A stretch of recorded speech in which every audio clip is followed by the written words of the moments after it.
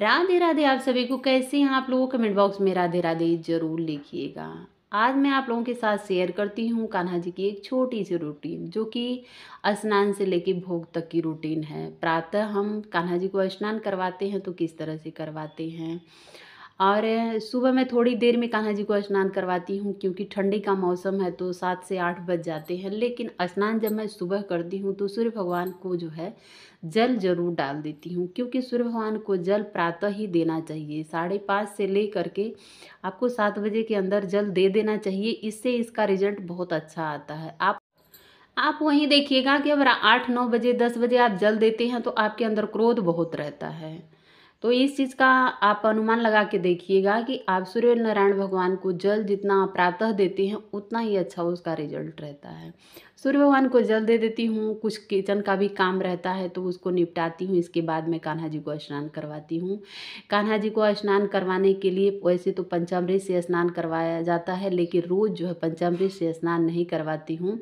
तो हल्का सा गुनगुना पानी कर लेती हूँ, उसमें जो है थोड़ी सा गंगा जल डाल के इस तरह से मैं कान्हा जी को जो है स्नान करवाती हूँ। जब भी आप थाली में जो कान्हा जी को बैठाते हैं तो थाली को आप जो है कभी जो सादी थाली में कान्हा जी को स्नान मत करवाइएगा। उसमें कम से कम ओम बना दीजिए आप पीले चंदन से। चाहे तो स्वास्तिक बना सकते हैं, चाहे तो आप स्टार बना सकते हैं, चाहे तो आप फ्लावर से जो ही थाली को थोड़ी सा सजा के तब आप जो है कान्हा जी को स्नान करवा दीजिए। इस तरह से मैं इनको स्नान करवाती हूँ। सुबह जल्दी मेरे हस्बैंड इनको उठा देते हैं। मैं पूजा जल्दी नहीं करती हूँ, क्योंकि आप लोग सभी को मालूम है कि किचन का कुछ काम रहता है, बच्चे का टिफ़िन, हस्बैंड जाती हूँ उनकी, तो तमाम तरह के काम रहते हैं। तो मैं किचन का काम थोड़ी निपटा करके तभी इनके पास आती हूँ।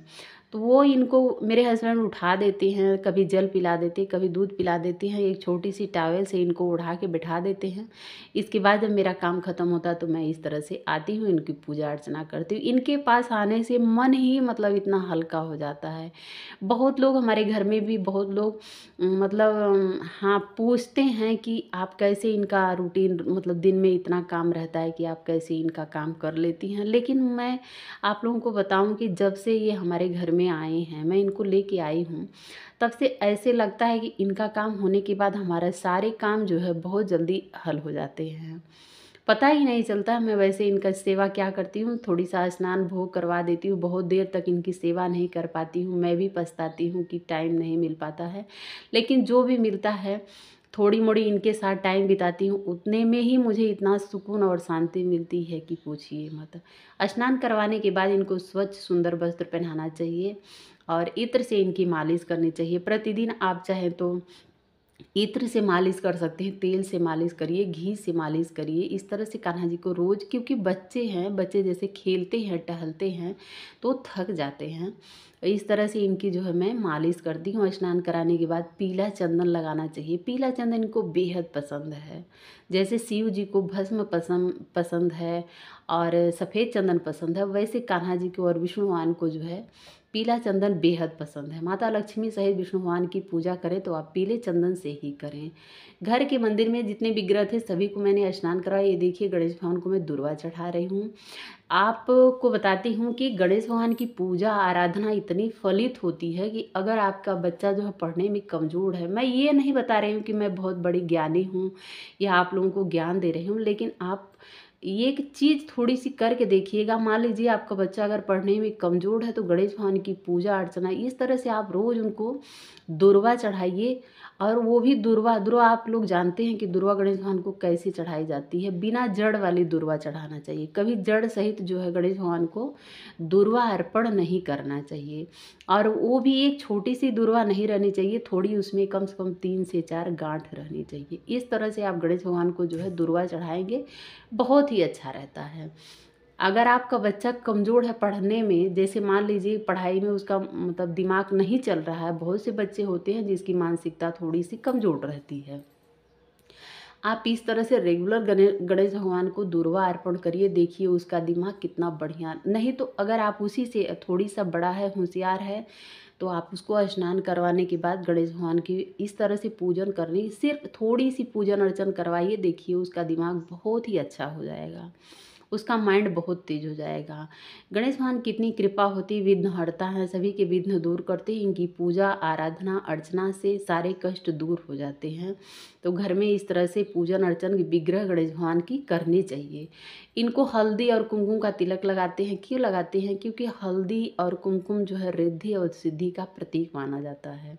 तो इसलिए हम जो महाराष्ट्र में आप देखे होंगे गणेश भगवान के मतलब प्रत्येक घर में गणेश भगवान रहते हैं और हल्दी कुमकुम का बहुत ही महत्व रहता है। जिस तरह से हम चंदन का महत्व रखते हैं वैसे ही महाराष्ट्र में हल्दी और कुमकुम का मतलब कोई भी शुभ कार्य हुआ तो वहाँ हल्दी और कुमकुम जो है सुहागिन महिलाओं का वही एक मतलब श्रृंगार है समझिए।